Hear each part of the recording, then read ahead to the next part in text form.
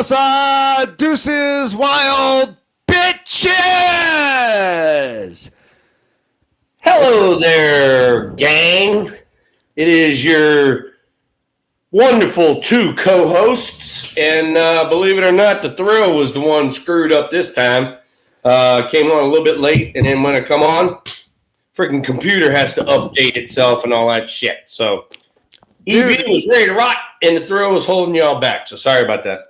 Bro, don't ever be sorry about that, especially from, somebody who, let's just say, I have often a problem being exactly on time. And on top of that, like, I could be a bit, you could call it absent-minded, but I'm reading a book right now. It's actually called ADHD is Awesome. And you have that. You have that without a doubt. And Thrill, it's teaching me how to deal with myself. And so Hey, while I'm thinking about it, talking about yourself, while I was in San Fran, I had at least 2 or 3 people that I bumped into around the stadium that their kids played ball against your kids. No just way. in the let it play type of thing. Yeah, sure. 2 or 3 people stopped me in the hallway. Hey, man, we play against Byrnesy, and he's the best. And I'm like, cool. So I just wanted to let you know you're making an impression. Thanks, man. So the boys, because the last time you were on, we had just got back from Beast of the East, and we played our worst baseball of the year. And then the boys came back, Thrill, that weekend. And you even told me, you're like, bro, like, don't trip. Back to the basics. It's baseball. It's a long season. Well, we came back and took down a 26-team tournament. It was the California State Championship. So we are the California State Perfect Game champions, and that came 1 week after going 0-4 at Beast of the East. And it just goes to show you that this game is fucking wild, man. Hey, this game is so crazy, and that's why, we played it for so long. That's the one thing, as you well know, being a pro, you got to have that short-term memory sometimes, and hey, look, you could be playing, balls to the wall, balls all out, and then all of a sudden going into a tournament and you look like you never played before, and then you turn around and you win the freaking California State Championship. So it's like, dude, don't panic. And on top of that, let's think of it this way. You are dealing with 12-year-olds. Whoa. And you know what 12-year-olds are going to do. We actually don't know what 12-year-olds are going to do, and that's the big thing that goes ahead and produces these wild, unpredictable results. And that said, Thrill, let's get right to our title sponsor. Oh, we got to. Yes, Bet Online. It is your number one source for the NBA Finals and Stanley Cup playoffs. Cup, not club.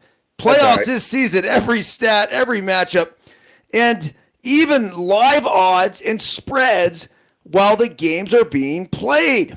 When the game's over, head over to the casino, the Bet Online casino, and get in on the blackjack games. You can go ahead and spin the wheel if you want for the slots, online slots. Hey, I'm not telling you what to do or not do. I'm just telling you what's available. There's 150 fucking slot games there for you. Head to the website today to get in on the action. Use the promo code BELIEVE for your 50% welcome bonus on your first deposit. Bet Online. The game starts here. But, Thrill, let's start with this. But if you're a Major League Baseball player or even a minor league baseball player. Holy fuck, dude. Pete Rose taught you that. Ohtani had freaking problems, and now we got freaking guys getting lifetime bans. We got other guys getting freaking fined and bans. What the hell's going on with this sport?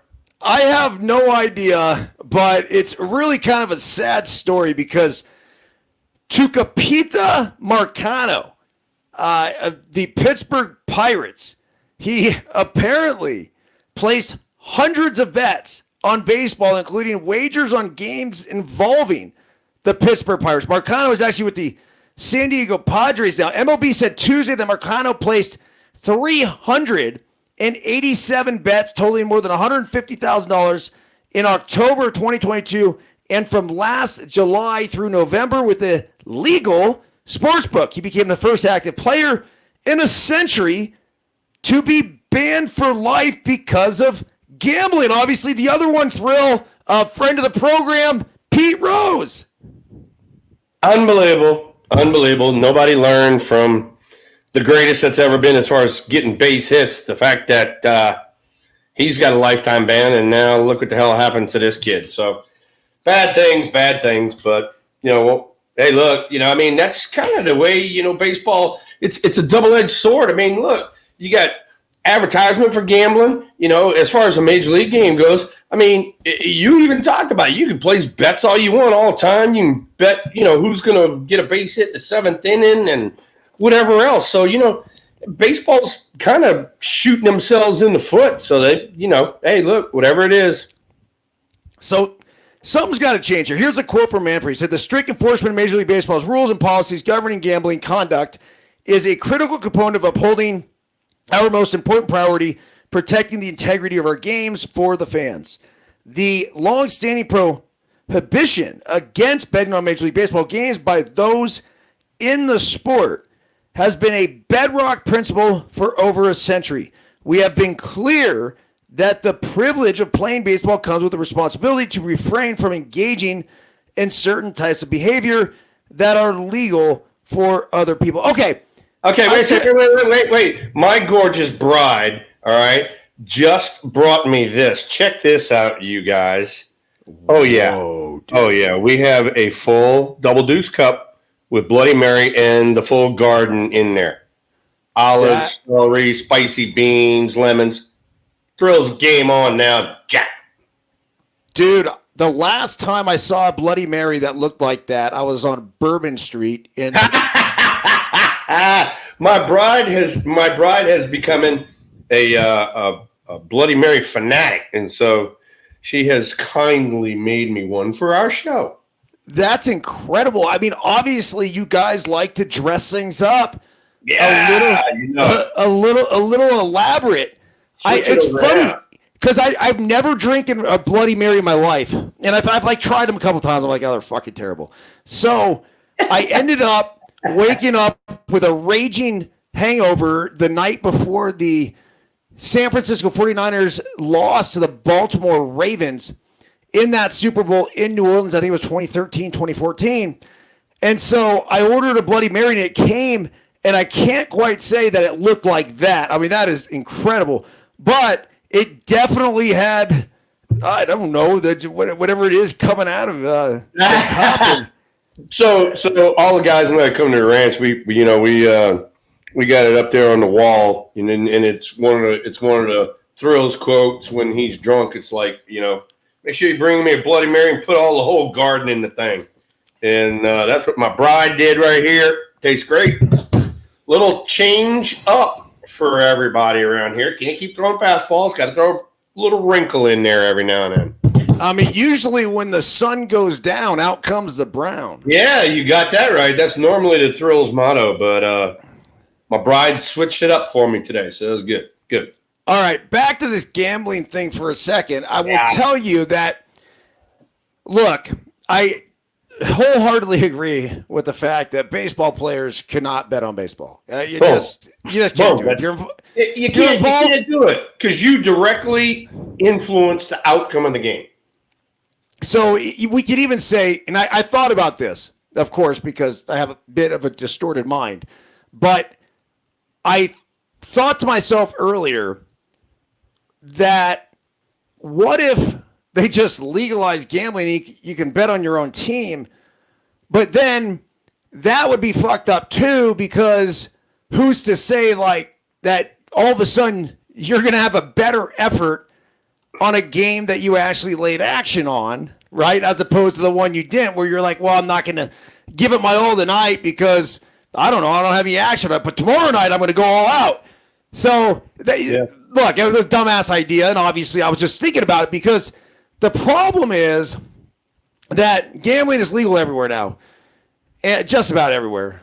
And MLB, the NFL, the NBA, everybody has embraced gambling as, including the Deuces Wild show, we've embraced it as just being a part of American culture, and we're providing all this advertisement for the different online casinos. Yeah. Yet MLB's taking all this money from DraftKings, BetMGM, whoever else, and here we are, and we have like 4 players that got suspended. One player that actually got suspended through.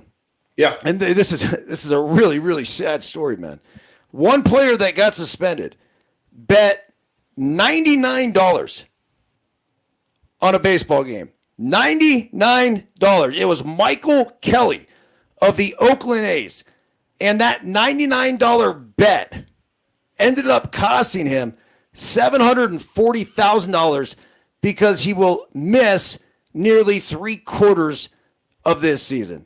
Holy shit. They're saying it's the worst bet in the history of baseball. Yeah, no, that wasn't good, And, I hate to say it. You and I talk about it all the time. I've said it. I said it again in San Francisco about 15 times this last week. But common sense is not so common. Okay, well, you brought up the fact that you were in San Francisco. Yep. Let's get it. Let's get it. Rock and roll. All right, well, let's start here because the New York Yankees were in town. But of your time in the city, the one picture that went viral was you talking with Matt Chapman. And I actually saw a clip. Most of what I saw was just the picture, right? Right. But I did also see a video clip talking about hitting and talking about Chapman and basically how he was doing this and his head was moving. You're like, yo, dude, it's really hard to hit that way, man. Why don't you try keeping your head behind the fucking baseball? And then he was talking about the fact that his and you and I even said this, but his back shoulder was dropping and he was getting that back elbow sort of trapped in there and he was winding up being up under the balls away. And that was the first thing I told him. I said, you got to stay tall. You got to keep that back shoulder up and you got to not trap that back elbow in order to get on top of those pitches away. And so he and I talked about it. We talked about it in the cage for a few days. And then, just when that video came out or whatever, we were on the field. But, he was doing a great job out on the field making the adjustments. And, it didn't happen right then and there that day. But the whole time I was in San Francisco, he had better swings across the board. Is he your favorite Giant? Well, he's one of the guys that listen. I can tell you that right now. He and I have a nice banter. And then, he's willing to listen and maybe make adjustments. Other guys, we don't get me wrong. I talk to everybody in the clubhouse, right? But other guys come up and tell me what they're doing instead of, hey, what do you think kind of stuff. And, don't tell me what you're doing if you're going to keep hitting 230. Do something different, So anyway. Yeah, it's interesting because I saw the two of you guys on the field. And I just immediately thought that, what an awesome conversation to be able to eavesdrop in on. And I know Matt Chapman. Not super well, but he's boys with Kowalski. And I did a thing with him for MLB Network a few years back. And I just remember sitting there and just off camera, not on camera. I remember sitting there off camera thinking to myself, this is the dude I want to hang with. Yeah. This is right. He's cool. And believe it or not, he's like us. He's old school. He does it right, does it, plays hard, takes a lot of swings, takes his ground balls, He's faster than what people realize. He's a headsy base runner. Matter of fact, I want to say he's probably leading the team in runs scored, if you want to know the truth. Yeah, matter of fact, Matt Chapman, 38 runs scored. Oh, and he's also got 5 bags, too. He's leading the team in bags. Yeah, he seems to be a really good base runner. He's a good baseball player. A throwback. Yeah, he's a good baseball player. So let's see. get into it. Right out the chute, we got the Phillies. Played well the first 2 days. We had a bullpen game in game 2 against the Phillies, and we wound up beating Zach Wheeler, their number 1, with a bullpen game. We beat them, 1-0 walk off or whatever it was, I forget.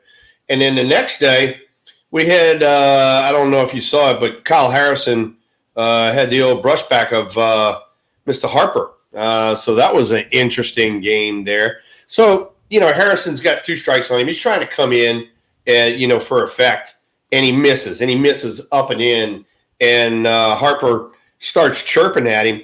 Well, as soon as you stand in the box and you're chirping at the pitcher, if the guy's got any balls whatsoever, he's coming back in there again.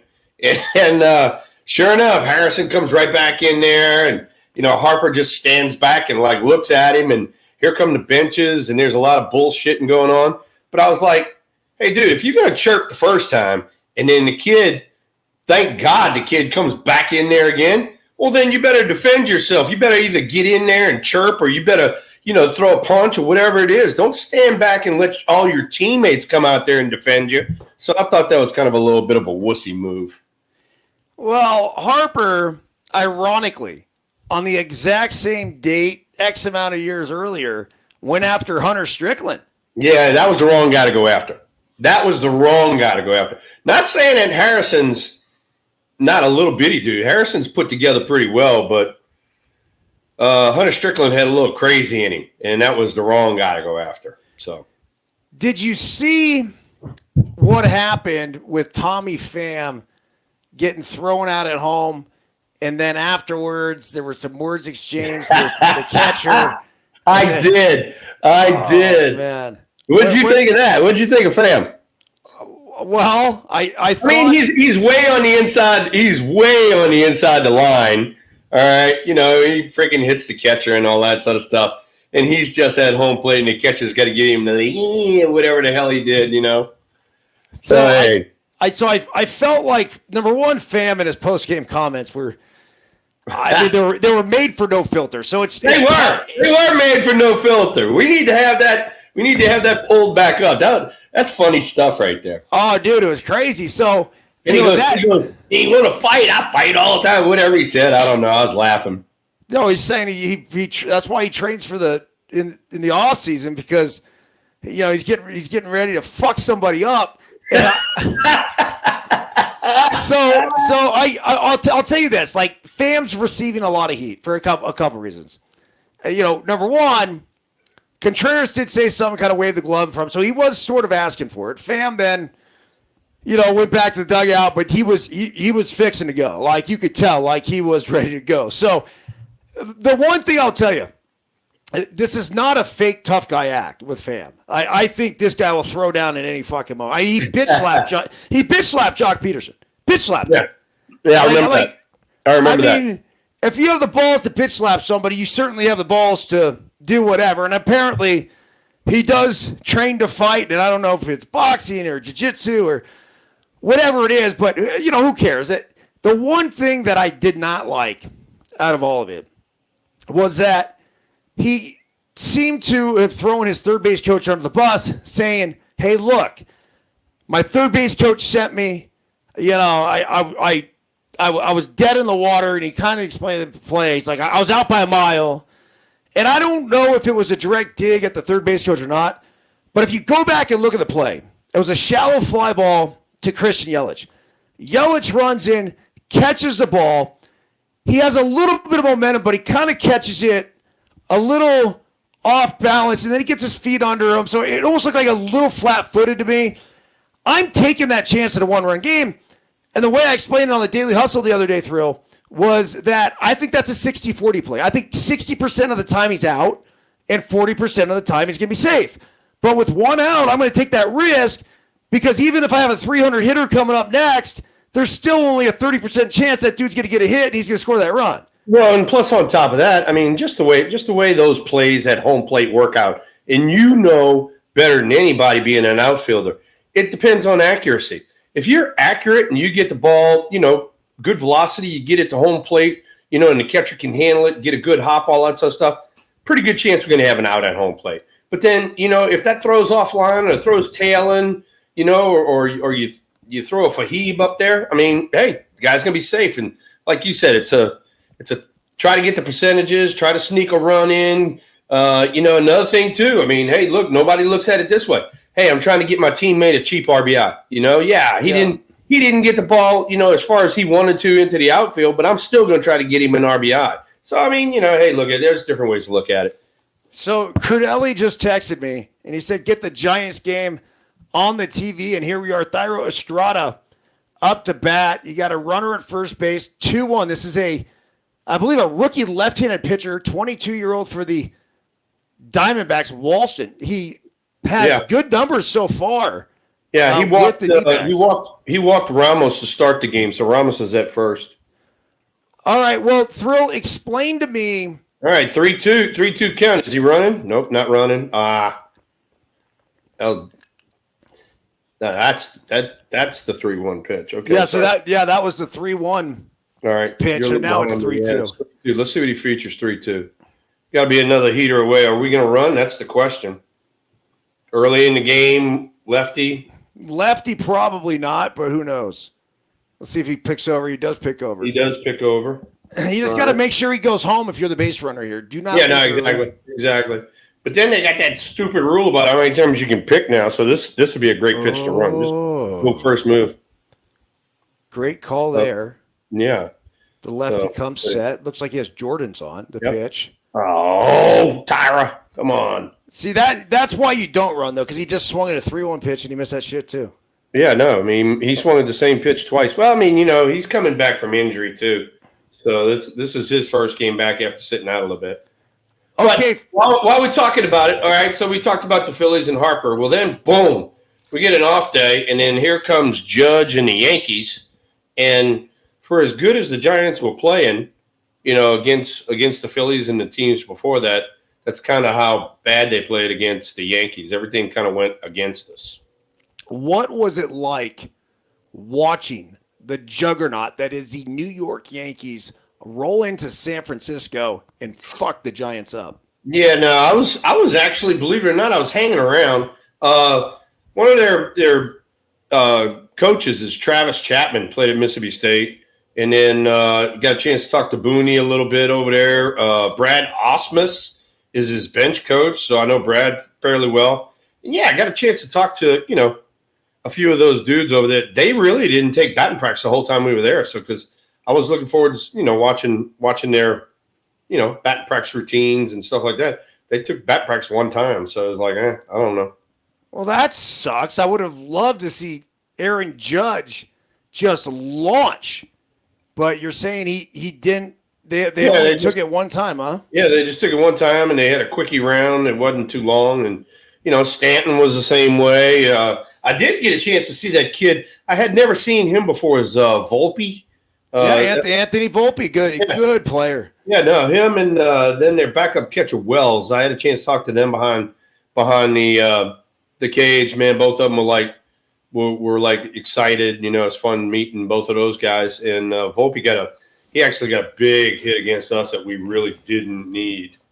But one of them things. Did you see the homer that Judge hit to the top of the bleachers? And where does that rank amongst some of the homers well, I've seen some other homers go up there, but I haven't seen one go up there that quick.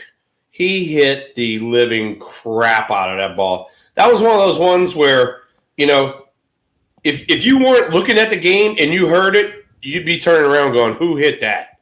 It just made that sound. But the thing was, we were talking about it was, the scouting report on him was, hey, he's not a good ball right there for the old catcher. But anyway, he was a little late on the fastballs. So, that was a scouting report. Hey, look, if you can throw in breaking balls, get it out the zone, and kind of, carve him up a little bit with some heaters. And believe it or not, they kind of did that. Jordan Hicks did it, and he was late on a few fastballs, and then he threw him a 3-2 slider, and dude, you got a 4-hole hitter and on an American League team. I promise you he's seen 1,000 3-2 off-speed pitches.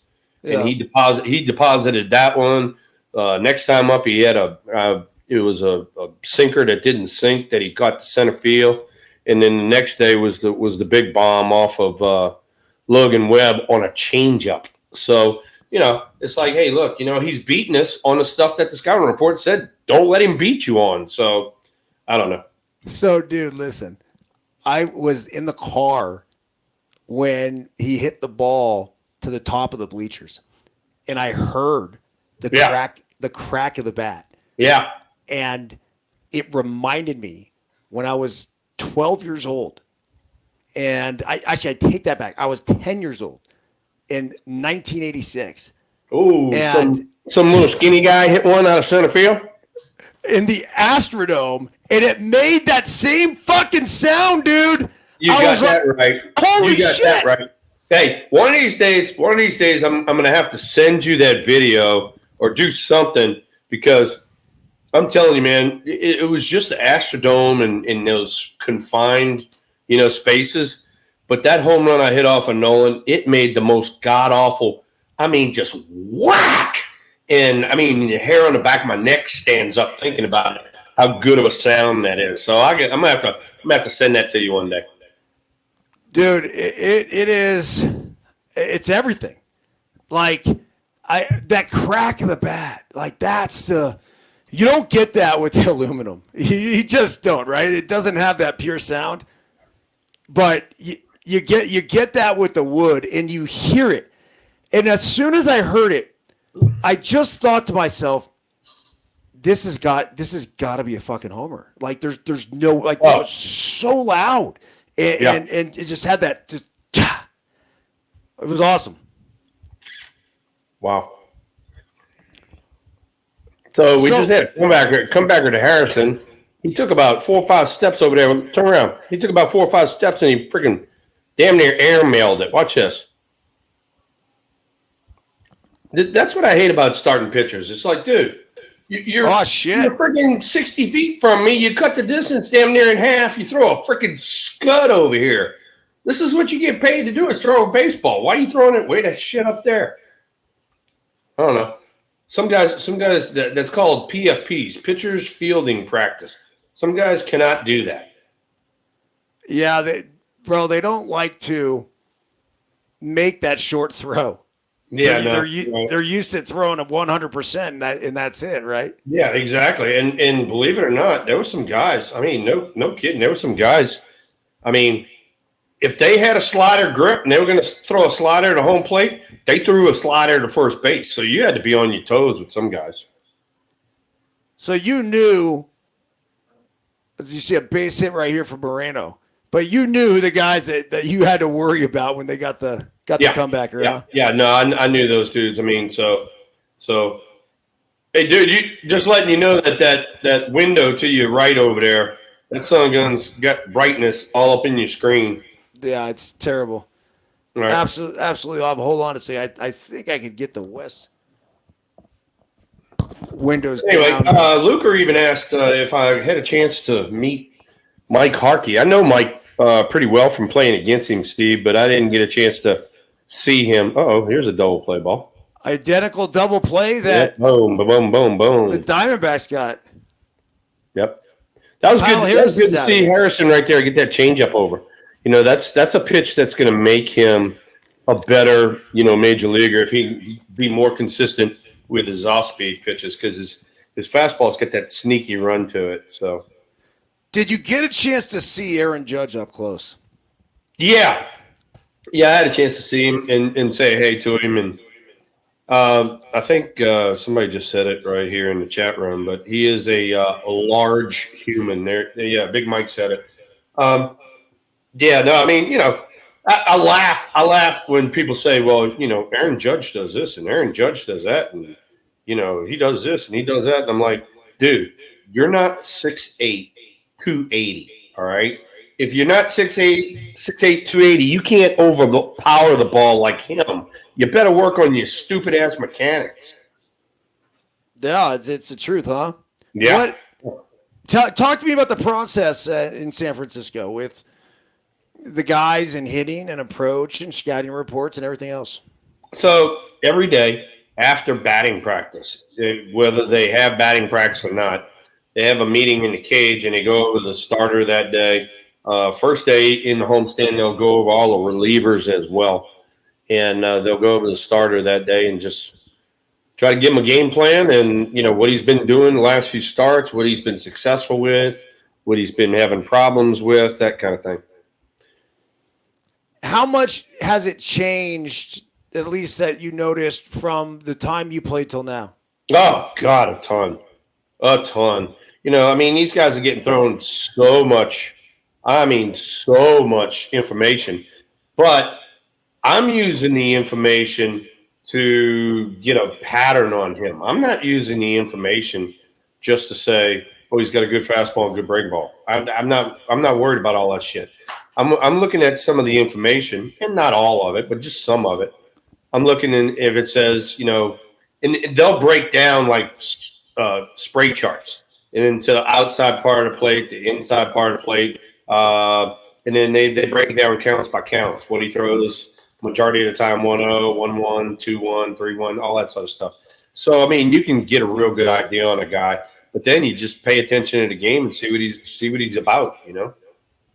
Do they recommend sitting on pitches, or is this something where guys don't do that anymore? I wish they did it, and especially with runners in scoring position, because that's what I preach when I go to the minor leagues. I'm like, dude, runners in scoring position, you guys are going to see off-speed pitches. You might as well look for them. And so here's a perfect example. Stroman, is it Marcus Stroman? Yep. All right, so he was throwing first day. He said, fastball, cutter, and then a breaking ball.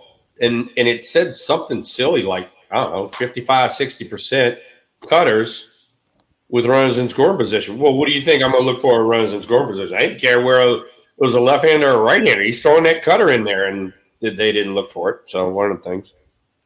Well, here's Chapman. I mentioned the Jordan shoes earlier. Yep. That Walston is wearing. So you see he's a little bit more upright. He's not bent over as much as he was before. Chapman. Yeah. And so that kind of is one of the things that we were talking about. That's going to help him stay tall on that ball away and get on top of that ball away.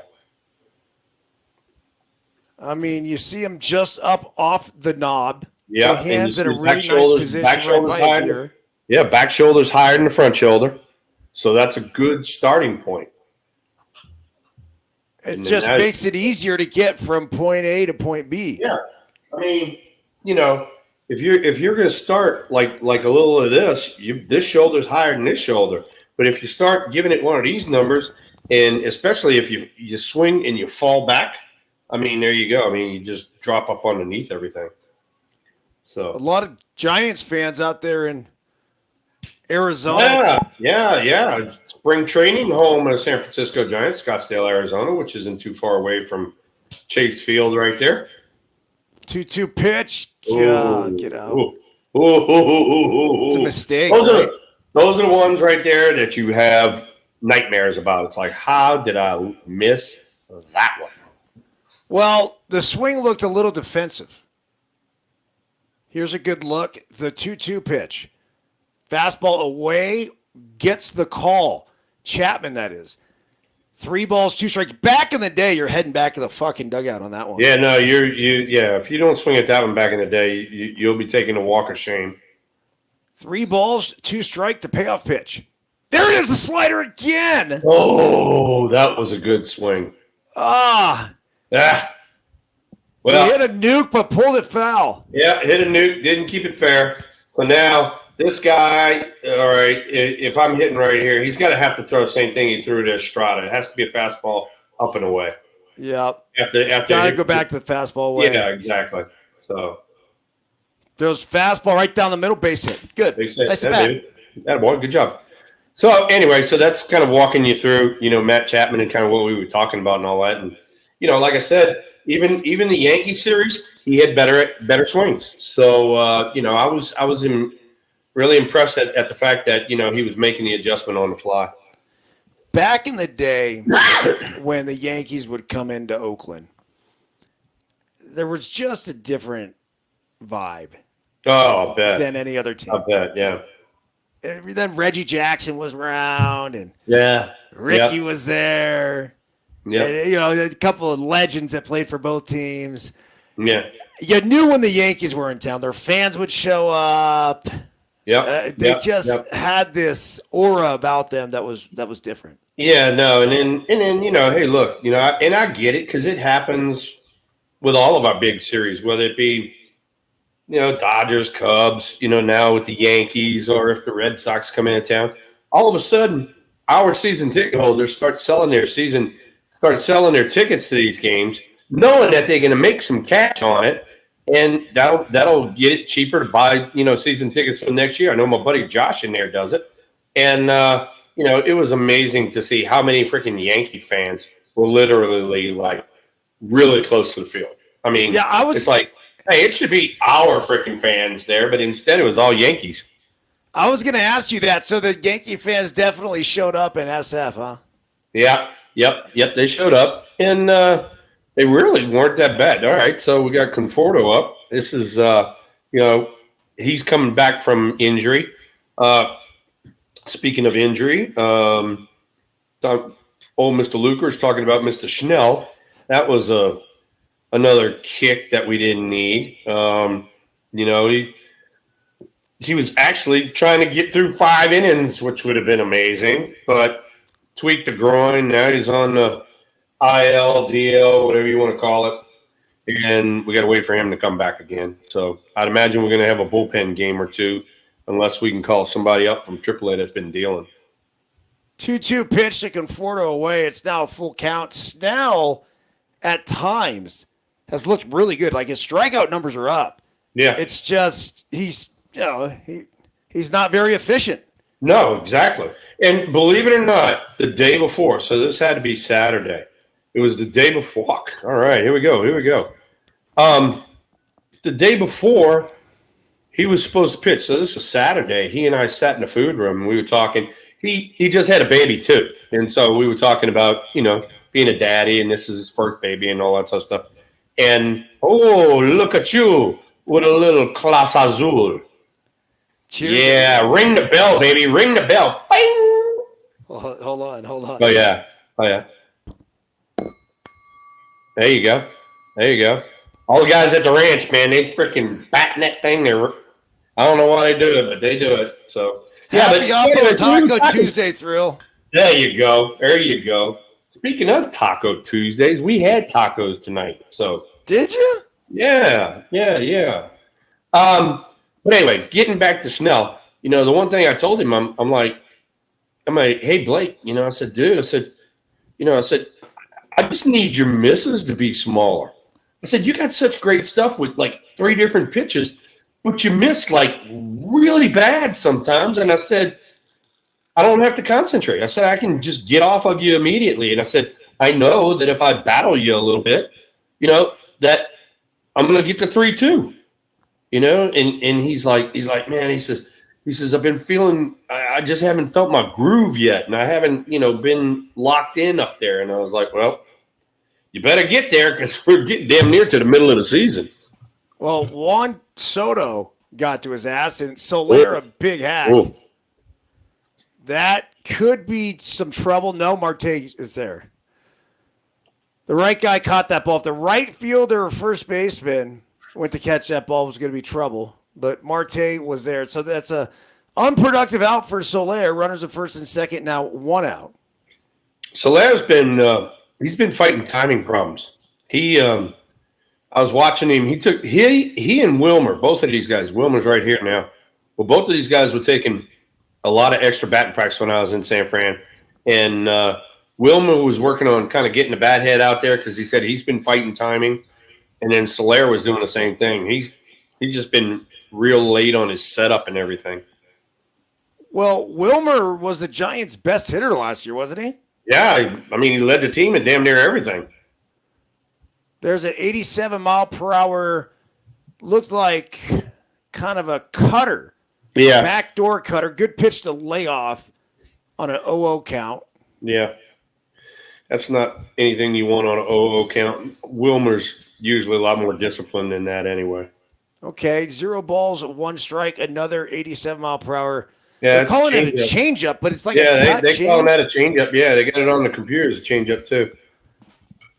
Yeah, they don't know what the fuck they're talking about. I mean, you got some computer geek back there trying to guess what pitch it was. Yeah. 1 ball, 1 strike. There is the same pitch. It's a cutter. 89 miles per hour this time. Yeah. Up in the zone, and it missed. And the home plate umpire missed it. He called that ball a strike, and Flores is going to take his timeout just to let the umpire know that he fucked that one up. Speaking of umpires, somebody brought it up earlier in the chat room about our man Angel Hernandez retiring. Oh, yeah, dude. I had to tell that story about 6 times while I was in San Fran. Well, I bet because Thrill, we reposted the story that you told earlier on No Filter Network. Yeah. And it's got 1 million views on it. 1 mil. Dude, it's unbelievable. 1 mil. Yeah, seriously, really. Oh, yeah, people loved it. People loved it, man. Yeah. So now that was a 2-2 pitch. We're going 3-2. He's been very consistent wanting to throw the cutter. Walston now at 40 pitches. You got Casey Schmidt on deck. Runners at first and second. The big question is Bob Melvin going to take a chance by sending the runners to stay out of the double play? I have a lot of confidence that Flores is not going to strike out. I'll send these motherfuckers. I would too, but Bob's going to probably take it easy. Well, he had 2 situations like this during the weekend. He didn't run. Cut her in. Here's the thing. Even if you run there and he misses with the pitch, right? Yeah. It just kind of sets the tone and lets the Diamondbacks know we're not fucking around. Does that make sense? Yeah, no, I'm with you because I liked an aggressive style of offense. We worked at hitting for that reason. When you get in a hitter's count, you want to hit. So run. I wanted guys running. I did not care. You know what else? Nobody ever talks about this. If you got a 3-2 count right there, just like you're talking about, 2 runners on, not 1, 2 runners on, and you run both of them, the third baseman has to cover third. Somebody's got to cover second. You're going to have holes all over that infield. All you got to do is hit a routine ground ball, a hard ground ball somewhere. You get an RBI. Nobody 100%. talks about that anymore. Dude, you're right. I didn't even think about it. Because all of a sudden what you're doing is you're taking these fielders and you're putting them out of position. Here's Casey Schmidt. Yeah. That's a big sweeping curveball, 76 miles per hour. That's a good-looking pitch by the left-hander. So here we go, everybody in the audience. All right, he just watched 2 guys get thrown a boatload of cutters. That's what I'm sitting on right there. I'm backing off the dish, and I'm looking for that pitch right there. I'm trying to keep it fair because he just proved to me that's the pitch he goes to when he gets his butt in the ringer. So now Casey's got a battle right here. Casey Schmidt has had success at Coors Field. He's down 0-2, though, the pitch. See ya! 93 right by his ass. Yeah, you're not going to hit that when you swing that shit up out the zone. That was an absolutely terrible at-bat. Absolutely terrible. You got nothing out of that. Thrill, I mean, look, you're right. Now, I'm going to defend him for a second and just say that. Oh, yeah, you can defend him. The first pitch was the 76-mile-per-hour curveball, right? The second pitch, and then he went down 0-1. It wasn't the best pitch to hit, first pitch. I know you would have been looking for it.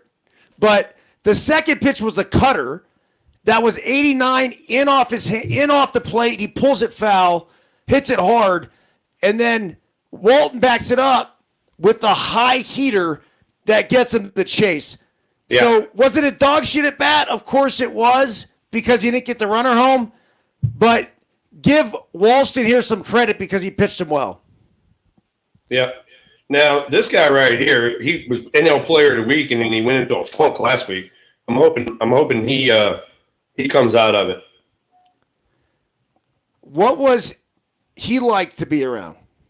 Oh, he's awesome. I love him. He and I laugh and giggle, talk all the time. And nice swing. Swing. He was just telling me about, how they were pitching him and what he was going to be looking for. because that's the one thing that he and I talked about a lot in the minor leagues is having a game plan, what he should look for. And he told me the right pitch to look for, so I didn't say anything. I'm like, all right, well then go up there and whack one, and he missed a few of them. So 2 balls, 1 strike. He takes the cutter up in the zone. 3-1. He's in the driver's seat. Ramos is on deck. 0-0. I'm telling you right now, I'm sitting cutter in. I'm backing off the disc looking cutter in. Well, I'm telling you. Here we go. The 3-1 pitch. It is a breaking ball. 77 miles per hour for a strike. So now we're 3 balls, 2 strikes, Thrill. See, that's where the game's changed right there. 3-1, bases drunk with 2 outs, and guys are throwing breaking balls. So they're not afraid to walk a run in instead of challenge somebody. That's where the game's changed. The question is, does he throw another breaking ball? Does he throw the cutter? Or does he come back with a fastball? No, he's going to throw a cutter. I'm going to sit on the fastball. Oh, there it is. 4-seam fastball. Got in on his ass. Fly out to center. Yep. But even so, that 4-seam right there was 90 miles an hour. All right? His cutter's 88. It's the same pitch. Same pitch. If you're looking for it, it's going to be in on you. I mean, he's proven to you that he's coming in. So, come on, guys. Come on. Every good left-hander goes in on righties. Yeah, you have to. Have to. You have to. I mean, you and I talked about it, but look at probably, one of the more dominant lefties of this era right here is Kershaw. And, he lives in on right-handers. The guy who lived in on right-handers in my era was Steve Carlton. So, like you said, good lefties. Randy Johnson did it too. They come in on right-handers. What was it like watching Juan Soto play? You know what? The one thing that I got to say about Juan Soto, and I got to tip my cap to him, that son of a gun does not get cheated.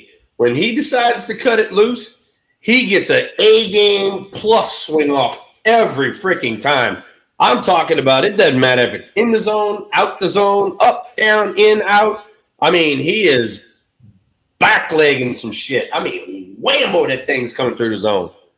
So he hit that ball to right center field that I'm still not sure I've ever seen anybody else go out in that part of the ballpark with the exception of Barry Bonds. Yeah, with the exception of Barry. I've seen 1 or 2 others. Crawford went out there one day. I was at the game. He went out there one day, but I mean, Soto hit it, and he was like, "Oh, I know that's gone." It wound up getting out by like 2 rows, and I was like, "Oh, you better be confident in what you're doing then, there, Jack." Right?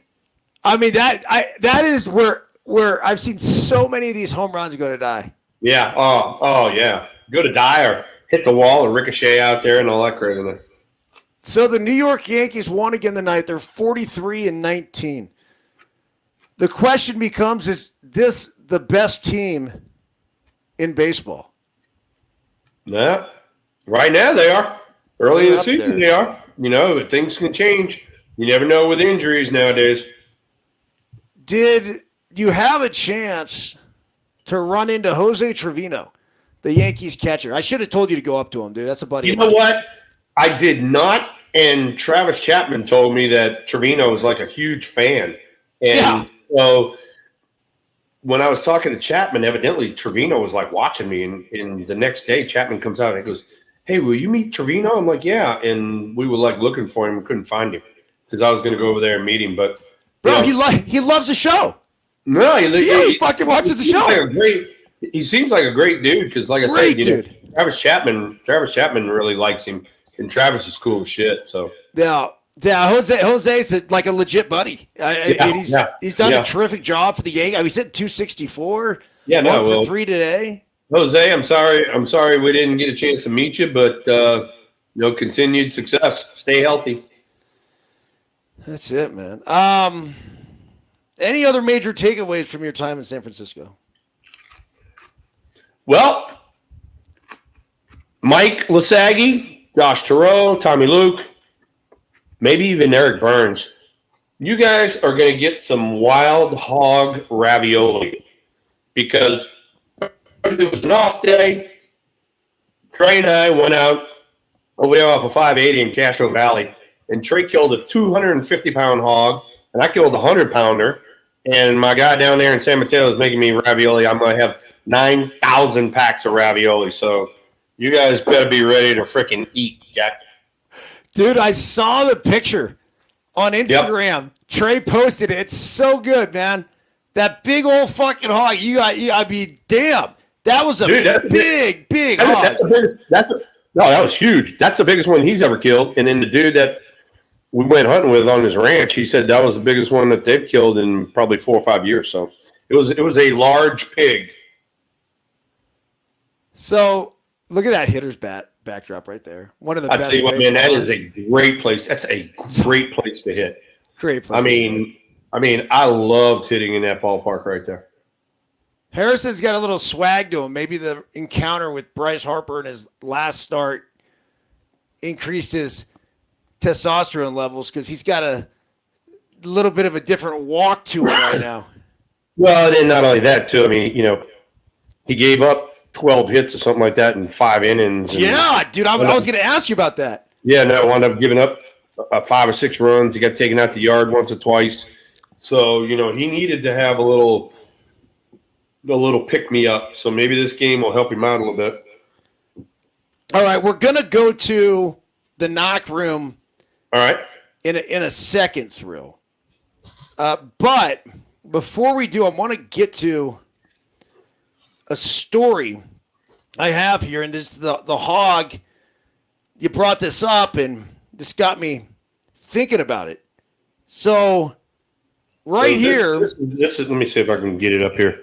That's the hog right there. Yeah, I mean, look at that thing, dude. It is a freaking tank. I seen those hogs dancing around Texas, but you got them in California like crazy. Are there a lot in California? Yeah. California's got so many freaking hogs they don't know what to do with. And guess what else, too? Freaking your lovely governor, Gavin Newsom, had the hogs getting after his vineyard. Evidently, he owns a vineyard. They were getting after that. So he had the wildlife fisheries change the rule about how many hogs you can kill. So now you can kill more hogs. Gavin said he's done a really good job catering to his own personal needs. That's a good way to look at it.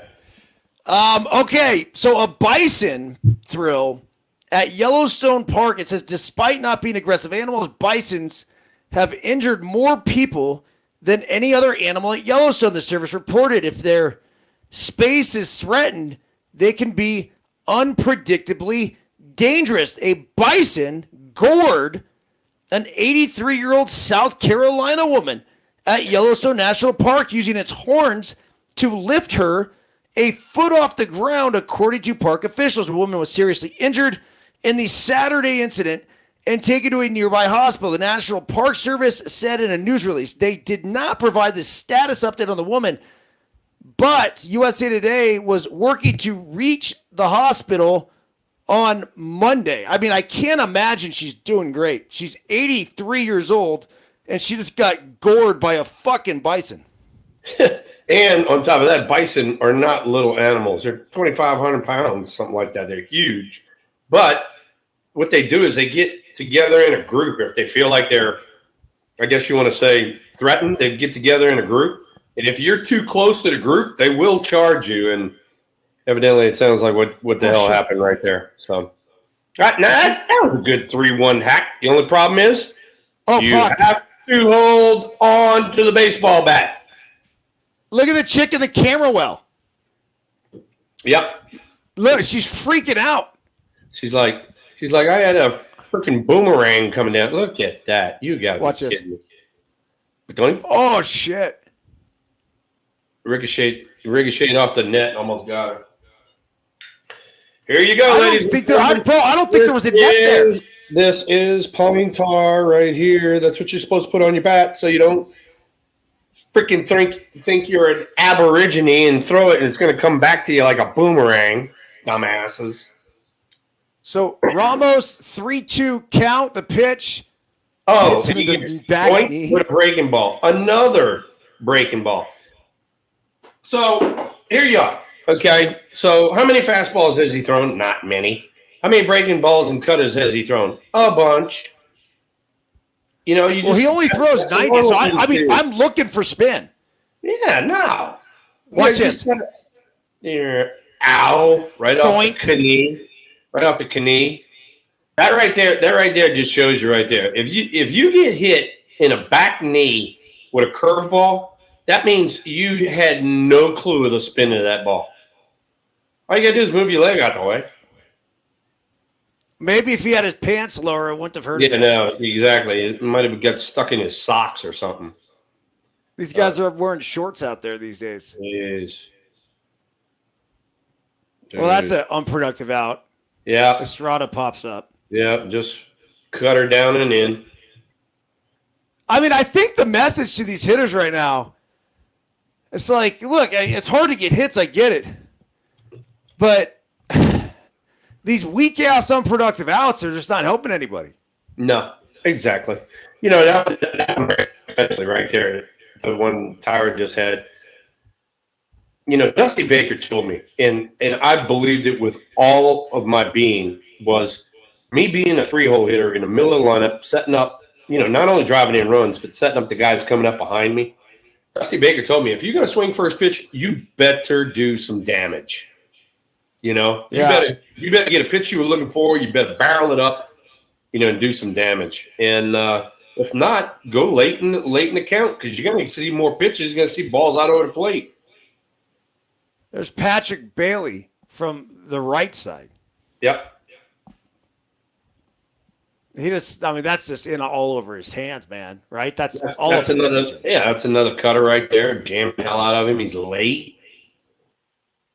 You know, he's got the big old knob bat, 1-1 pitch. That looks like kind of a changeup. It did, didn't it? Everything moves the same direction, though. Showing the American flag. It looks like the roof and the panels are closed at Chase Field here this evening. I imagine it's getting a little toasty out there in the desert. Yeah, oh yeah, in the desert. Probably in the hundreds.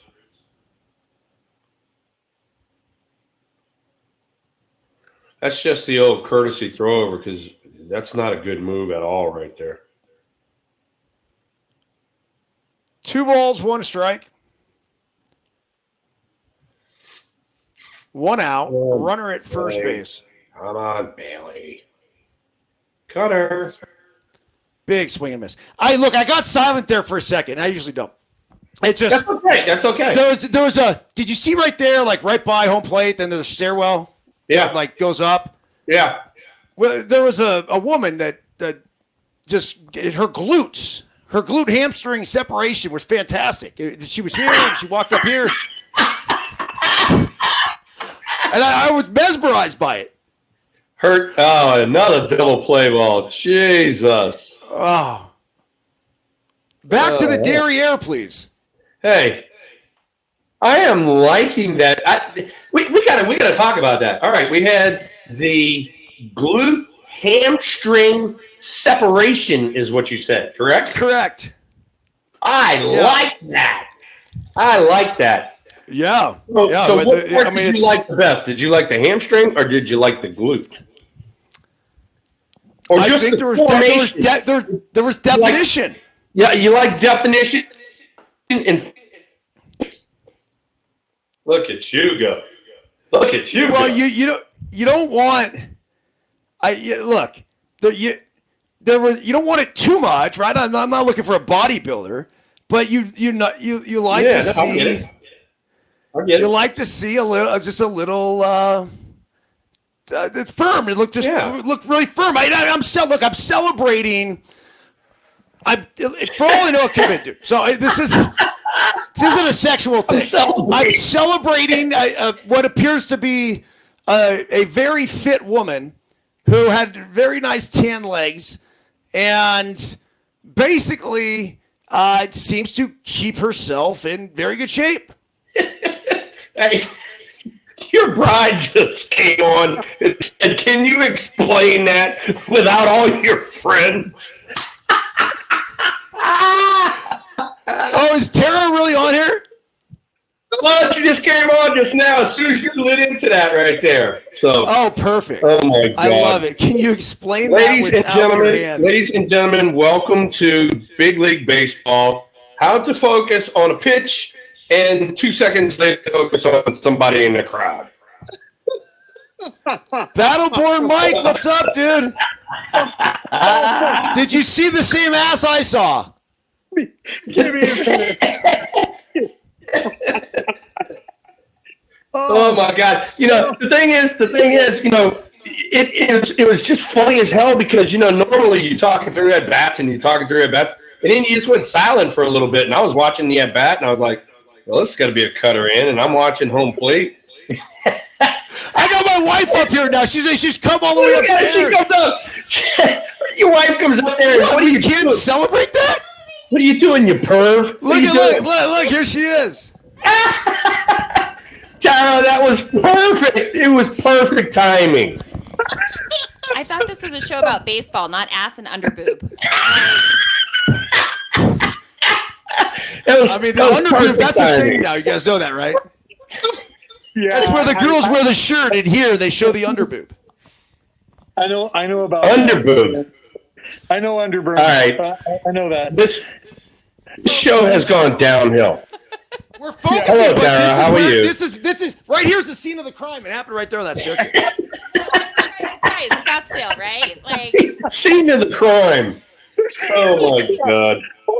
Was it the underboob Scottsdale too? Yeah, I was in the playoffs a couple years ago.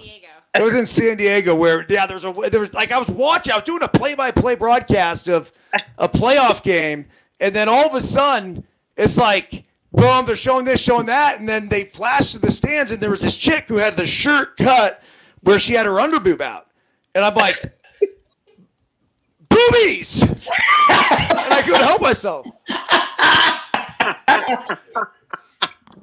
What's wrong? Oh my God, Tara! Hamburger. Why do they look so small? Oh my God, Tara! Show Will this weak ass patty. This is not. I'm not done. I had to grab and run. I'm doing bison burgers on the grill, bison sliders, and I made home. Wait, hold on.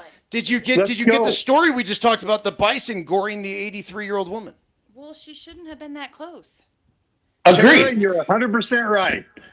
Agree. Fuck around and find out. Yep. Don't fuck with those big fucking animals. Leave them the fuck alone unless you're hunting them. We've got goats at the barn. Like they're a tenth of the size, and you don't screw with the goats, man. Like they mean it. They move fast. Yeah. They're like rhinoceros or hippopotamus. They're huge. Yes. Yeah. You don't fuck around with a buffalo. Don't fuck around with a buffalo. Nope. Cow tipping was a serious business, and they're related. Those are the wild cows. Have you guys ever tried to tip a cow?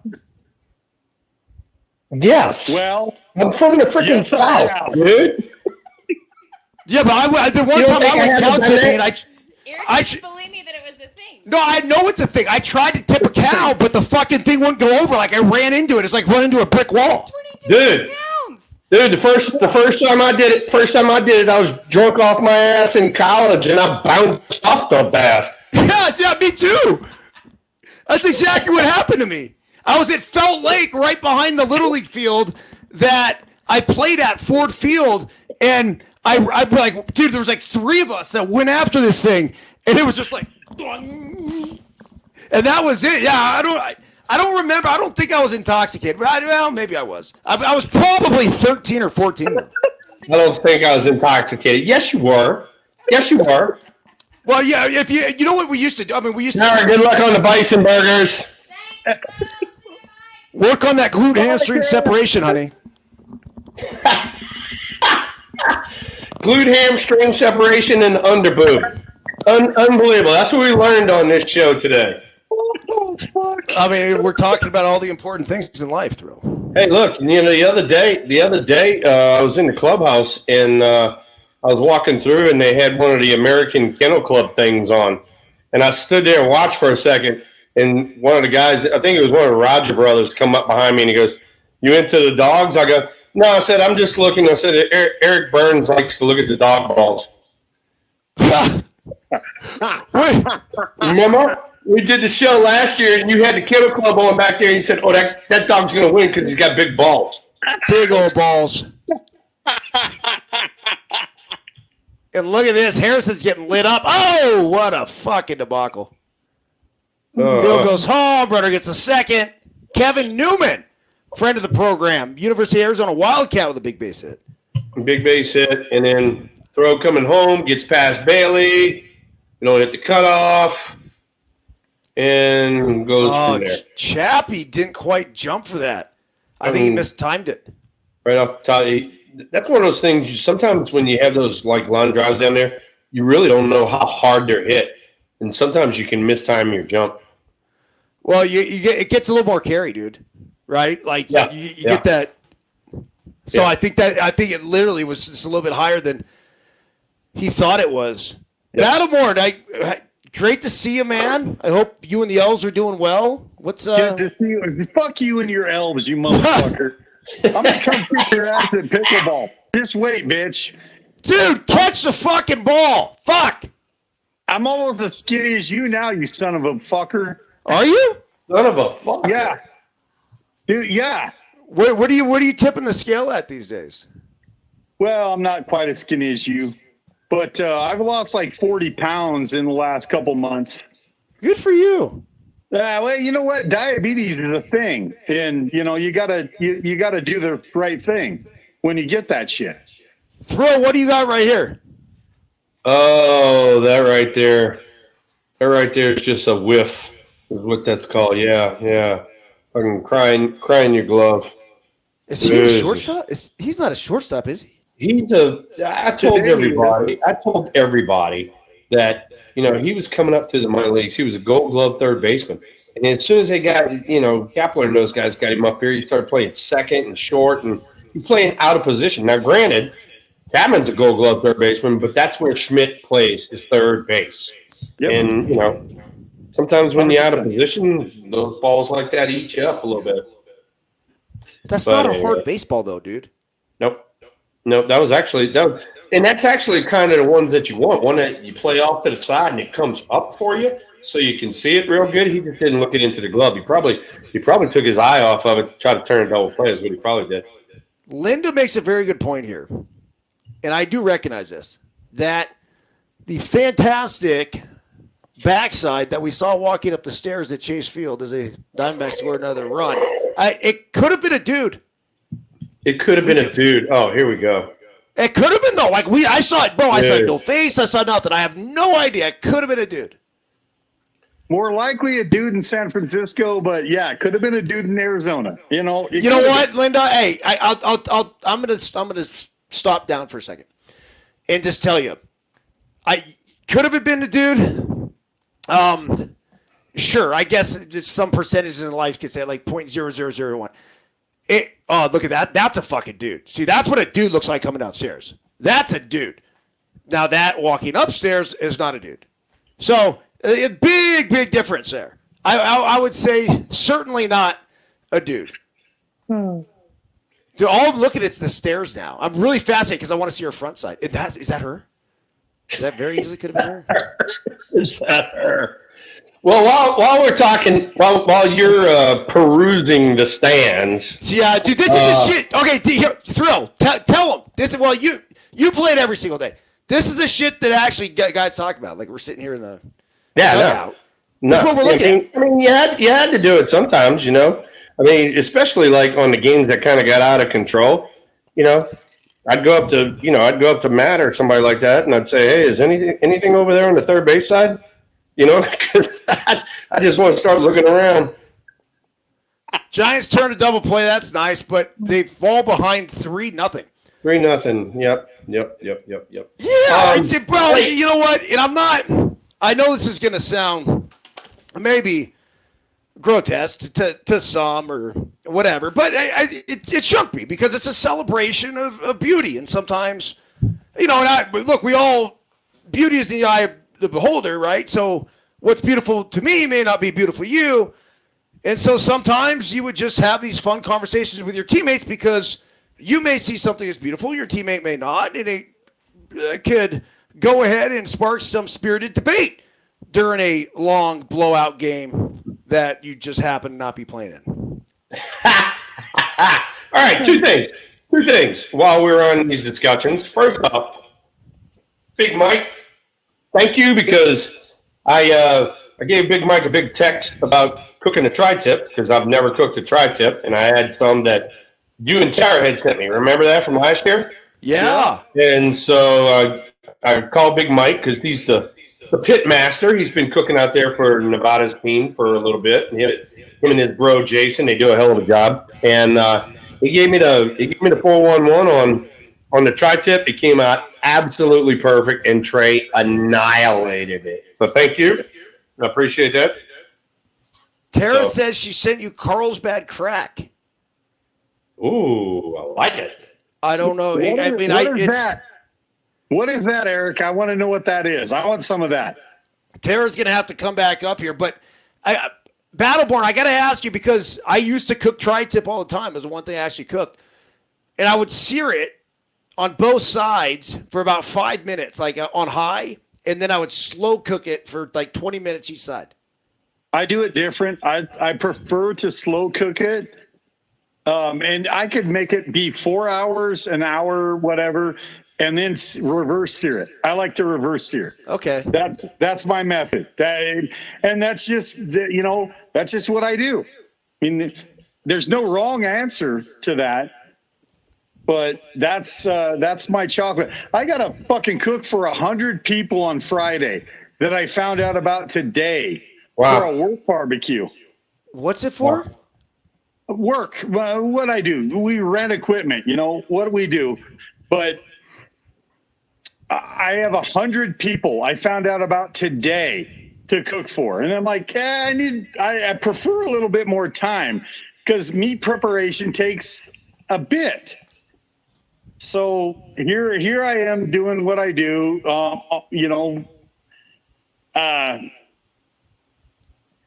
you're actually working. You're working, but then you have to barbecue while you're working. Are you getting paid for this shit? Well, actually, no. I'm a commission sales rep, so no, I am not. But what I am doing is generating a good flow for our company. So yeah, I'm kind of another base nod for Chapman. Chapman 2 for 2 now. Is he going for second? He is. Ballsy move. Nice fucking job. That boy Chappie. I like Chappie. I tell you what, I'm glad he got in there, because that was not a running situation down by 3. That's not a time to. No, but they need a spark, dude. Yeah, no, and he was running out the box too, so that good for him. Out the box. There's a lot of space out there in the outfield. And yep. Good turn. Nope. Yep. That was a heads up play. That was hustle. That was EB shit right there, Eric. It's not hard, man. There's only 2 things you can control in this game, folks, and in life: your attitude and your effort. That's it. Hey, how about this one? You got 4 or 5 at bats. How about running hard on all 4 or 5 at bats? If that's how many you got for a full 3-hour game. It's not hard, right? It's not hard at all. Not one bit. It's not the norm, guys. It's not the norm. The last guy I saw do that was fucking you, Eric. The guy that fucking hit a chopper to third and fucking hustled down the fucking baseline. Let's talk through this right here, okay? Let's do it. Conforto gets the runner over to third base. Here comes Solera. If he's been watching, we talk about this all the time. If you stay inside of a breaking ball, the ball goes in the air. You ought to stay inside of the cutter or curveball. Huh. No, he pulls off. He flails at the changeup. Yeah. All right. So this is exactly what I'm talking about. I am sitting cutter right here. I've backed off the plate. I'm going to stay inside of it and try to hit it either left center or right center. This ball is going to go in the air. Good leave right there. The 85 mile per hour.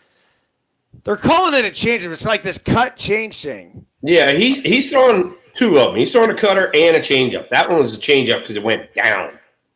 Yeah, it's coming into him too. Flat. Get something up in the zone. Expect spin. Here it is.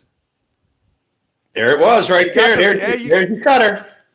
That's all right. 2 productive outs, and it gets you a fucking run. It's not that hard. Yeah, no, it's not that hard. It gets us a run. But if you stay inside of that ball, you got a chance to hit a gapper. Instead, he tomahawks the hell out of it. Thrill.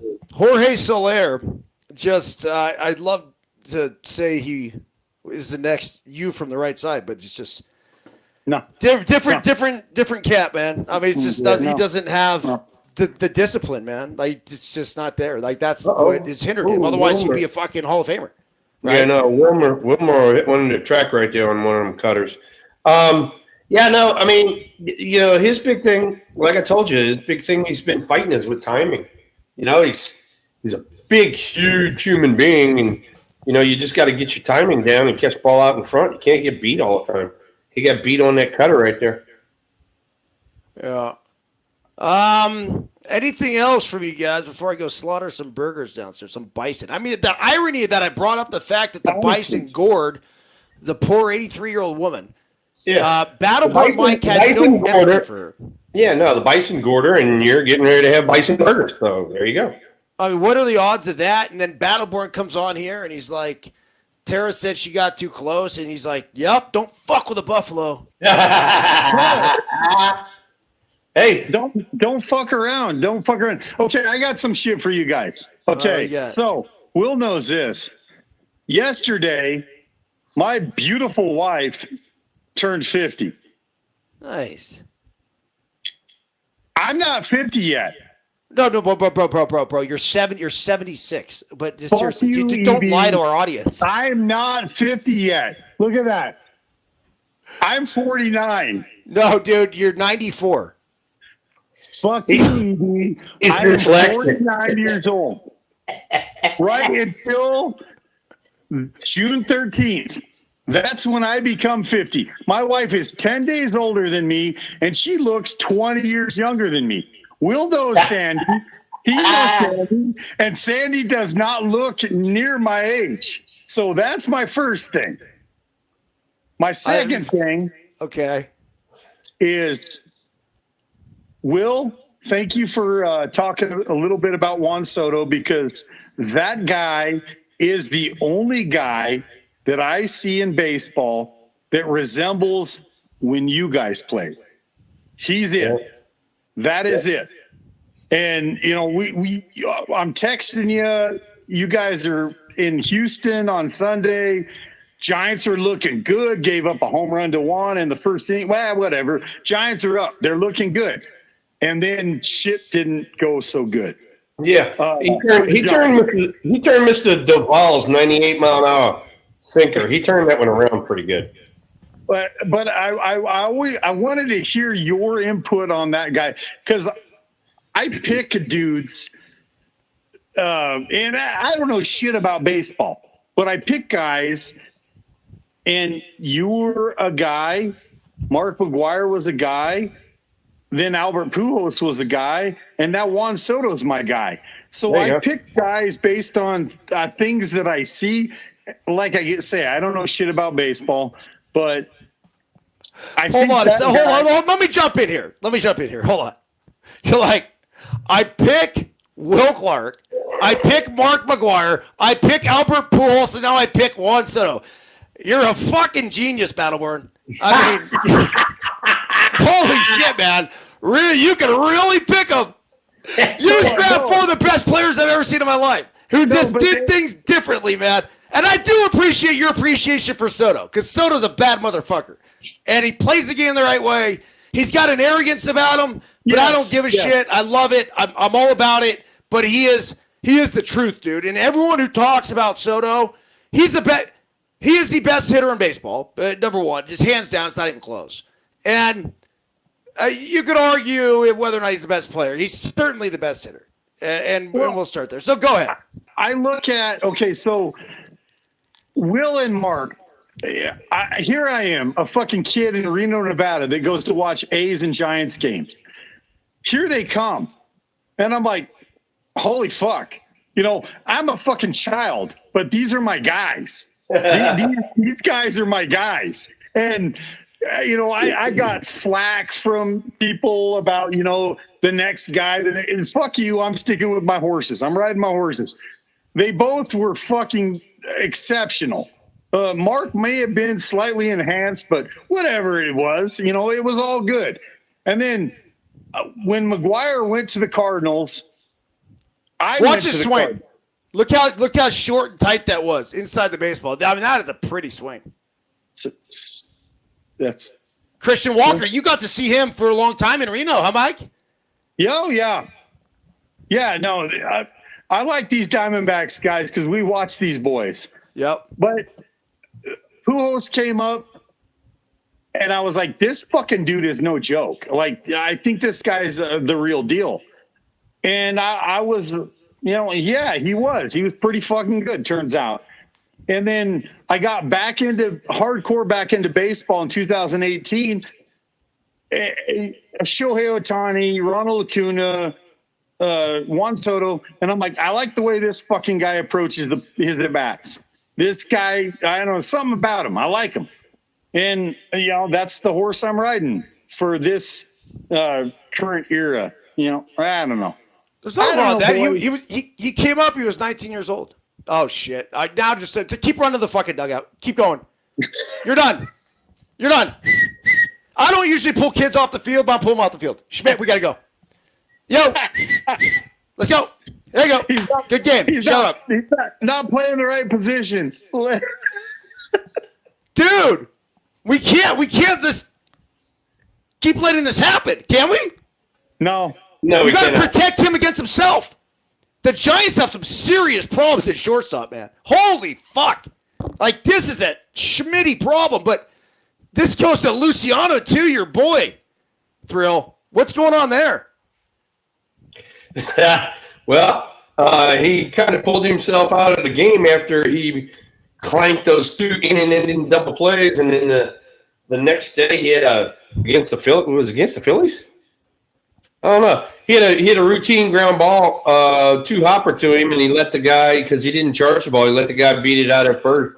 And then he told Bob Melvin that his hamstring was tight, and Bob didn't even say twice about it. He took him out the game. So Thrill, we have. So he's supposedly hurt once again. He was hurt in spring training. Now he's hurt during the regular season. I keep telling everybody that kid has to play. He has to play. He's got to figure out how to play, not feeling 100%. Okay, he can go play left field. But he can't he can't play shortstop, and neither can Schmidt. Schmidt's not a third. He's not a shortstop. I told you, he's a third baseman. Bro, I got a kid. Nice play, Chappie. Can he just play short and third at the same time? No. I got a kid on our Let Them Play team. His name's Ryder Cerna. He was a Team USA shortstop last year. You think the Giants could use him? Because he would have made both of those plays. I'm serious. He's a big fella. Quit making 12-year-olds seem like they're Babe Ruth. Calm down. Yeah, but they can at least field a routine ground ball, Thrill. Fuck. Well, at least Chappie got the run off. Oh, Chappie's a man, dude. Chappie should play third and short. Just stick him out there, pull the other guy off the field. I saw something today on the internet, which is full of shit, but I saw Nolan Ryan, the old school radar gun thing. I saw Nolan Ryan throw a pitch in the 11th inning at 100.9 miles an hour, and that was at home plate. And then they say, at least what I've heard, they say it comes out of the velocity out of their hand now. That's exactly right. So that's why the radar guns are different, Mike. Yeah. So they said that pitch was like 108 or 109 miles an hour out of the hand. Yeah, probably. Is that nothing? No better. Is that legit? Nothing. I just came out, like I said, the clubhouse. You know, I mean, I've been in the batting cage with these guys. They're showing, the radar readings on these guys, and they will legitimately show it out the hand and at home plate. And so let's say the guy's throwing 95, right? Throwing 95, but yet it gets to home plate, it's 92. So what's the guy throwing? Is he throwing 95 or 92? He's throwing 92. When he gets to me, it's 92. It slowed down a lot when he got to me. No, and that I'm just a fan looking at curiosity, like how hard did this motherfucker throw? Like how hard did he really throw? I'm curious about. Let me tell you how hard he threw. All right, let me tell you how hard he threw. When he cut it loose, that thing hissed the whole way to home plate. When he cut it loose, it went until the freaking catcher caught it. Since I have faced him, I have never had anybody else throw a ball where it hissed coming in the home plate. That's all I needed to hear. There you go. There it is. There you go. That was ESPN. That's some good pitches right there he made on McCarthy right there. One more Alexander up now. ESPN did a whole thing, Battleborn, about Nolan Ryan. And basically they said they use all the metrics that they use today to figure out that he was throwing 108. Legit. I mean, you just go watch old footage of him when he was in his prime, and you would see that. You could see it. It just looks harder than even guys throw today. No, I've watched that stuff, but I don't have any of the input. And I'm like, that dude throws hard as fuck. I mean, that's no joke. We just got through talking about it. We just got through talking about it with Soler, right? Talking about timing and, when you need to get your foot down and stuff like that.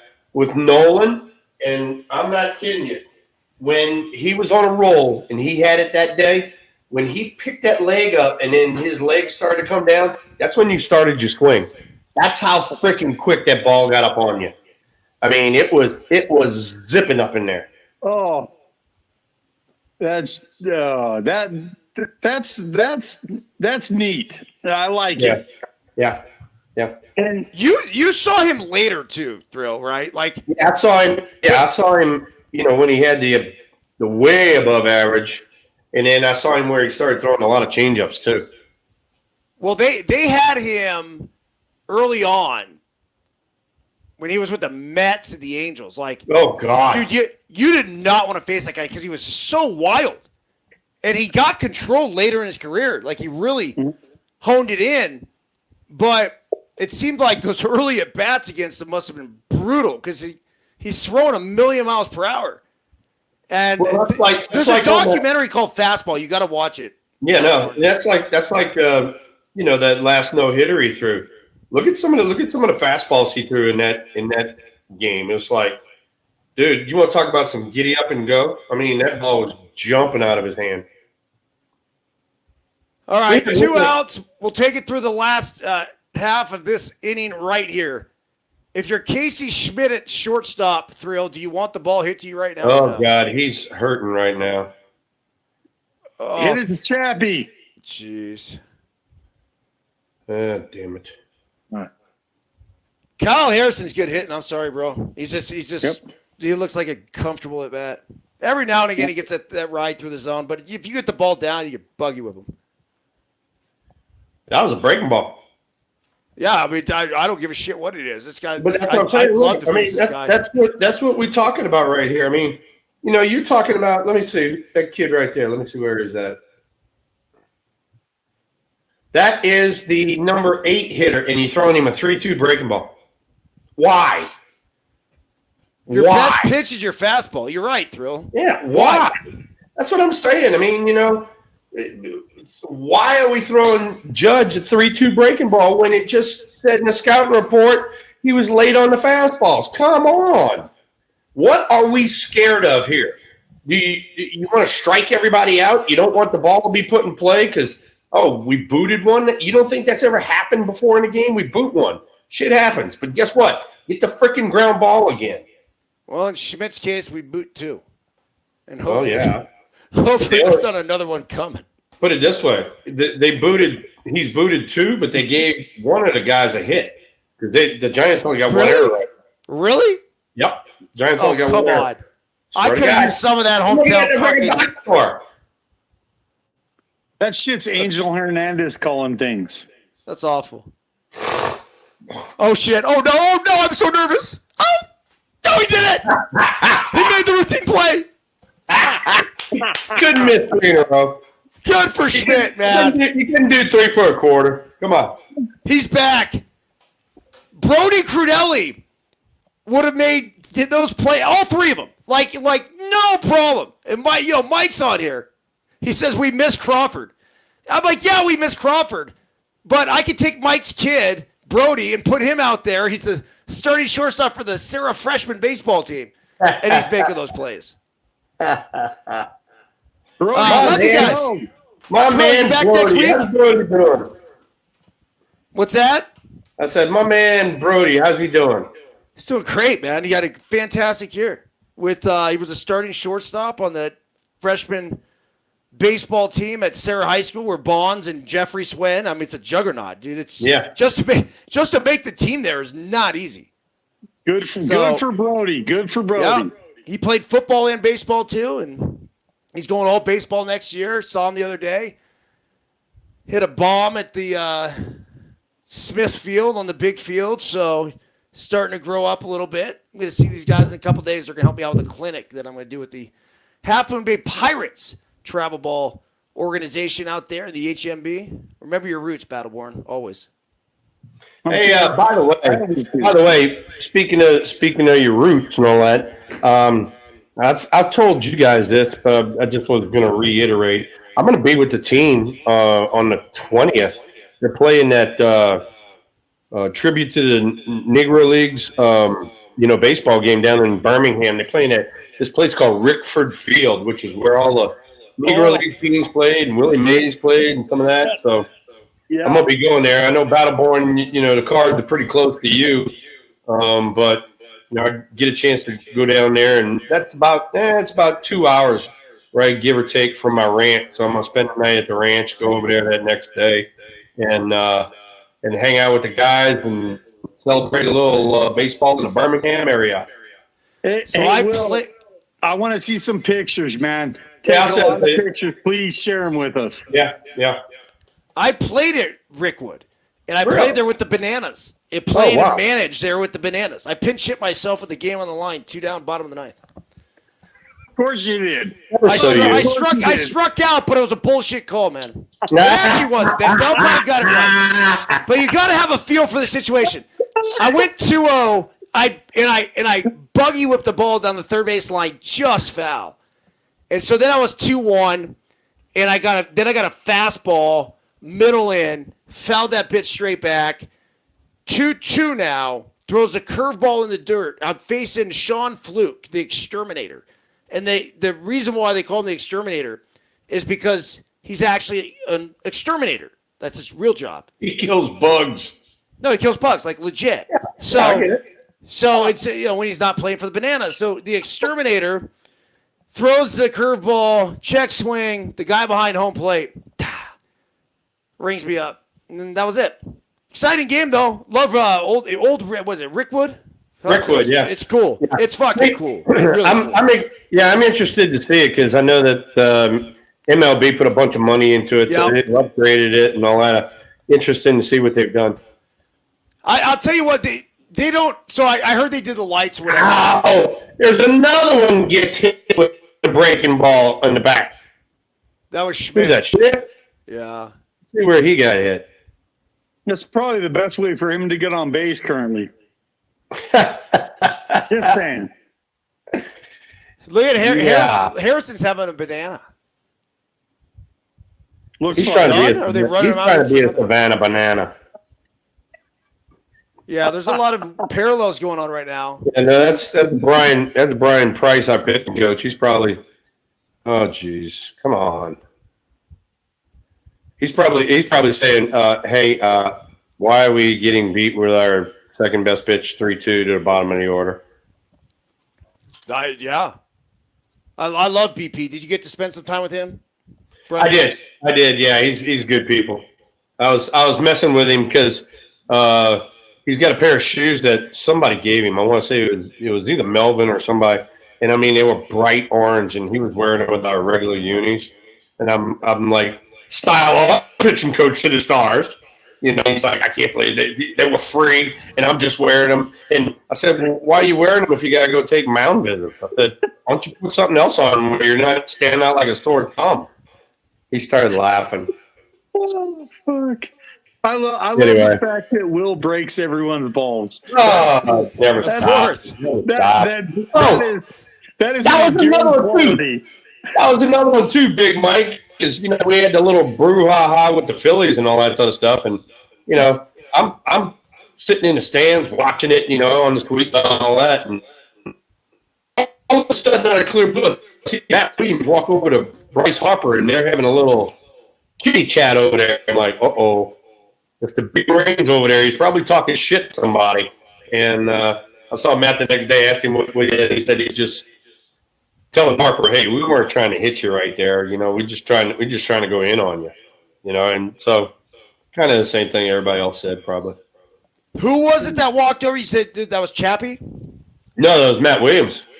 Oh, Matt Williams. Oh, fuck. Yeah. Yeah, because they know each other from their Washington days. Yeah. And so I think, Matt was just trying to get the whole situation calmed down. And believe it or not, the guy that was talking the most shit was the little second baseman, Stott. Oh, Bryson Stott. Yeah, I mean, Pat Burrell was telling him, "Hey, look, we're not trying to hurt anybody. He just missed, And Stott's talking shit to Burrell and goes, "Well, who the fuck are you?" And I told Pat, you should have told him, "Well, I played with the same team you playing for now, prick, and I won the World Series, and you can't." Yeah, that'd get me, man. Yeah. You stupid motherfucker. That would really bother me. Yeah, exactly. It's like, hey, if you're gonna talk shit, know the history of the game. Know who came before you, you dumbass. Especially the fact that he played for the Phillies. Now, if he played for some other team and won the World Series with some other team, but Pat Burrell hit 300 fucking home runs plus in the big leagues. Yeah. Right? This is.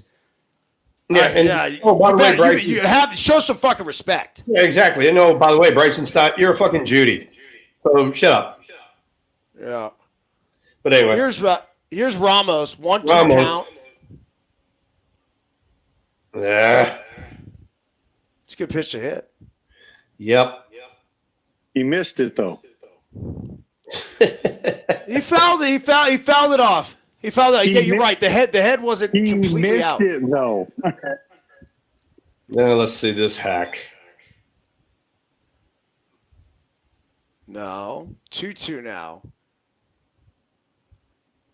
A lot of cutters. I mean, he's got to be like 70% cutter. Yeah, exactly. And if it's not a cutter, it's a little loopy curveball, which I'm going to let go.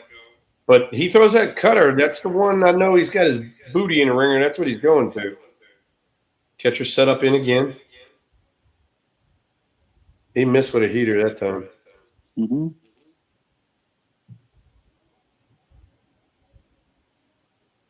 Three balls, 2 strikes, 1 out, runner on first. This is the last batter of our Deuces Wild broadcast tonight. Because it's freaking Buffalo slider time. It is. Buffalo slider. And then go and look at some glute on top of the hamstrings from your bride. They're going to get him. That's it. Torey Lovullo is going to the bullpen. And just like that. Well, we're in the 5th inning. Let's see. Hang on. Yeah, I mean, we're in the 5th inning with 1 out, and he's already at 90 pitches. I mean, it's hysterical watching these guys now, man. It's 3-2, 3-2, 3-2, 3-2. Can anybody get somebody out with the first or second pitch? Please throw one over the plate and get somebody out with the first or second pitch. And here's another one. And we don't even talk about this one either, Byrnesy. You play in the outfield, so you know, but I play on the infield. You go to 3-2 all the time. You're like this after the inning. You're like, Jesus Christ, I'm tired of being out here. I'm tired of standing here. You know? You so standing in the outfield. I know you're freaking picking blades of grass and trying to pick 4-leaf clovers and look at the flies flying around other than freaking, here we go, 3-2 again. So what I would do is that, like, after each pitch, I'm like walking in circles. But back then, Thrill, they had no pitch clock. No. So Doug Davis, I love him. I really, really, really love Doug. I miss him, actually. And he was the worst, though. He was so slow on the mound. Oh, he was slow. And he would go 5 innings, and he'd have this, great, fine. Like, he always did fine. It was 5 innings. He'd give up 2-3 runs, and that was it. It was Doug Davis. And we played 4-hour games. Every time. And then, in the meantime, the grounds crew absolutely hates our host, Eric Byrnes, because he's walking in circles. And so he looks like a fucking truck and tractor pull out there, the little fucking circle that he's got. They got to go replace the grass, got to fertilize everything again, because our valued host has just absolutely worn it to a frazzle because he's HDD, AD, whatever, all of them things. ADHD. That thing. Attention deficit hyperactive disorder. There you go. We gotta watch this part now. about that is the H, hyperactive. That's the big part. I didn't even know you were officially diagnosed, but I fucking knew it. When I was 9, bro. Like before ADHD was cool. Like no one knew what no one knew what it was. Oh Lord. Oh, it's a hanging curveball. All right. Kevin Ginkel, he's 3-1 on the year, 5 saves and 9 opportunities. That's not very good. 4.09. They should be able to get to this guy. Right-handed batters are hitting 308 off him. Well, that didn't work out well for Estrada. You can't swing at shit. You got to get a good pitch to hit. 1 ball, 2 strikes, 1 out. Gigantes are down 4-1. Ginkel steps off. Estrada looking a little hitterish. He's got to get something in his zone. Let's see here, folks. Shit pitch in the dirt, and did he go? Yes. Yes, he did go. God damn it. He's saying he didn't swing. I don't think he actually swung. Let's look at it. Oh, we'll tell right here. Let's take a look. Well, I'll tell you this. Okay, he swung. Hey, Battleborn. Yeah, he swung. If he hit that ball, there's a good chance it would have been a double. Yeah. He swung the fucking bat. He swung the bat. It came that far in front of home plate. He swung the bat. I got you. It didn't look that way from my perspective earlier. Nice. Just trust the hitter who's commenting when he says he struck out. Yeah, fair enough. Here's Patrick Bailey, Thrill. Walk us through this at bat right here. Yeah, I'm going to look heater away right here. Here it goes. Setting up out there. Heater up, away. There we go. Good call. Thank you. 2 balls, no strikes now. 2 balls, no strikes. Hey, look, this used to be the standard fastball away. Here, hit it to the big part of the yard. But now everybody wants to trick fuck everybody, so who knows what's coming. But this should be heater away. Breaking ball. You called it. There you